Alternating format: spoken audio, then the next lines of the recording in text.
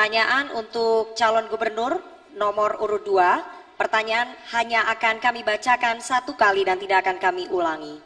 Berdasarkan riset CRCS UGM, The Wahid Foundation, Setara Institut dan Kementerian Agama Republik Indonesia menempatkan Provinsi Jawa Barat beberapa tahun terakhir ini sebagai provinsi dengan tingkat intoleransi dan pelanggaran hak kebebasan beragama dan beribadah yang cukup tinggi. Pertanyaannya, apa yang akan Anda lakukan untuk mengatasi hal tersebut? Waktu Anda menjawab 2 menit dimulai dari Anda mulai berbicara. Ada nilai yang hilang dari sejarah pembentukan bangsa dan negara. Bung Karno dalam founding father bangsa yang keragaman saat itu mengikhlaskan dirinya bersama-sama mengedepankan kepentingan yang lebih besar. Dasar negara adalah Pancasila dengan merangkum keragaman yang ada. Nilai ini 79 tahun yang lalu ditetapkan oleh founding father bangsa. Nilai itu sekarang tentu menjadi pudar. Maka tentu kalau JJ Ronald jadi bupati kita melakukan konsep. Kalau JJ dan Ronald jadi gubernur, maka akan mendapatkan konsep pelita. Program edukasi lintas agama. Hadirin sekalian, konflik intoleransi sesungguhnya dipicu oleh kecurigaan masing-masing pihak. Konflik agama dipicu oleh sesuatu yang masing-masing curiga pada masing-masing agama. Kalau menempatkan kepercayaan, kalau menempatkan saling menghargai dan kehormatan, pasti toleransi itu tidak akan terjadi, hadirin sekalian. Hadirin sekalian, kalau FKUB sekarang ada di kabupaten, itu adalah yang bersifat elitis. Maka kalau JJ Ronald mendapat mandat, FKUB berada di tingkat yang paling bawah, terutama yang keragamannya begitu sangat majemuk. Itu yang akan kita lakukan, dan tentu bupati, gubernur, pemimpin di tengah-tengahnya hadir untuk memfasilitasi, mendorong itu. Karena itu adalah sesuatu yang penting, sesuatu yang sangat fundamental bagi kehidupan berbangsa dan bernegara. Baik, terima kasih.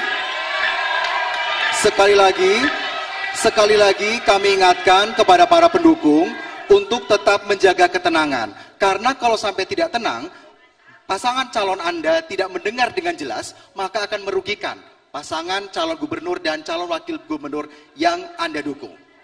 Terima kasih atas kerjasamanya. Baik, selanjutnya kami persilahkan kepada calon gubernur nomor urut 1, Bapak Acep Adang, untuk menanggapi dalam waktu 1 menit, waktu dimulai dari saat Anda berbicara. Terkait dengan masalah toleransi beragama, kita tentu akan mengajukan masalah kebijakan toleransi beragama, artinya memasukkan nilai-nilai toleransi di dalam semua kebijakan pemerintah, terutama yang berkaitan dengan pendidikan, ruang publik, dan pembangunan tempat-tempat rumah ibadah. Yang kedua, pendidikan toleransi di sekolah. Dibuatkan kurikulum yang terkait dengan masalah toleransi keberagaman. Yang ketiga adalah penguatan forum kerukunan umat beragama, yaitu memperkuat peran FKUB, yaitu di tingkat kabupaten kota dalam konflik dan promosi toleransi beragama. Kemudian yang terakhir adalah penegakan hukum untuk melindungi kebebasan beragama, yaitu di dalam rangka memastikan perlindungan hukum bagi kelompok agama minoritas, termasuk akses tempat ibadah dan layanan publik. Terima kasih. Selanjutnya kami persilakan Bapak Ahmad Saiku, calon gubernur nomor urut 3, menanggapi jawaban dari Cagup nomor urut 2. Waktu Anda 1 menit dimulai dari Anda berbicara. Menurut pandangan pasangan ASI, kami akan melakukan 3 hal.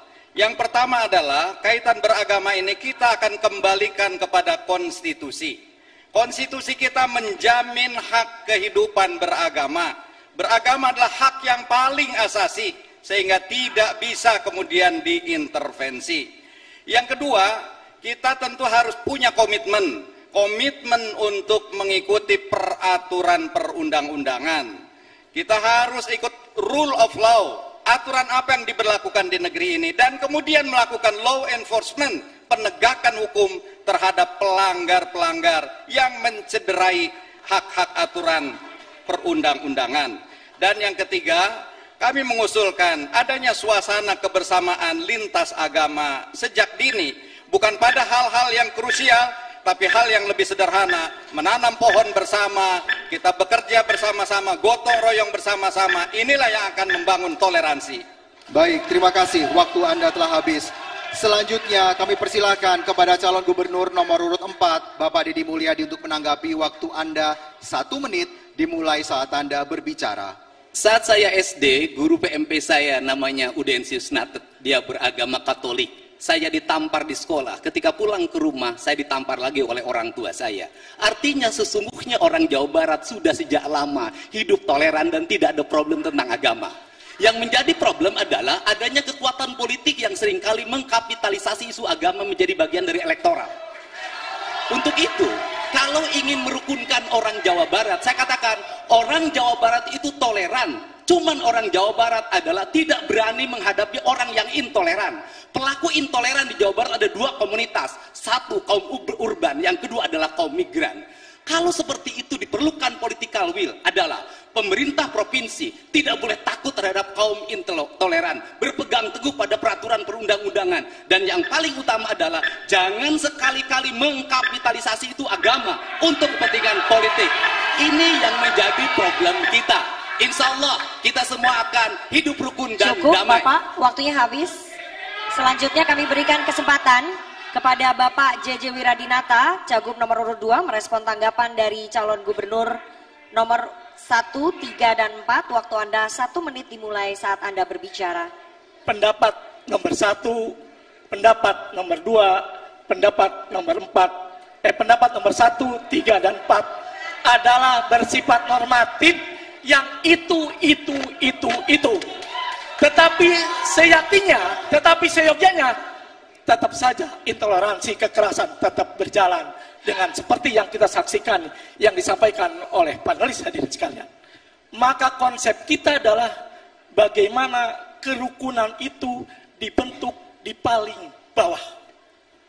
Di tempat-tempat yang keragaman itu luar biasa. Mungkin sudah di tingkat RW, mungkin di tingkat desa, dan mungkin di tingkat kabupaten. Hal-hal yang bersifat normatif yang disampaikan nomor 1, nomor 2, itu adalah yang biasa dan tidak memecahkan persoalan-persoalan yang ada hadirin sekalian. Oleh karena itu tentu kami mengusulkan, mari kita buat kebersamaan sampai di akar rumput hadirin sekalian.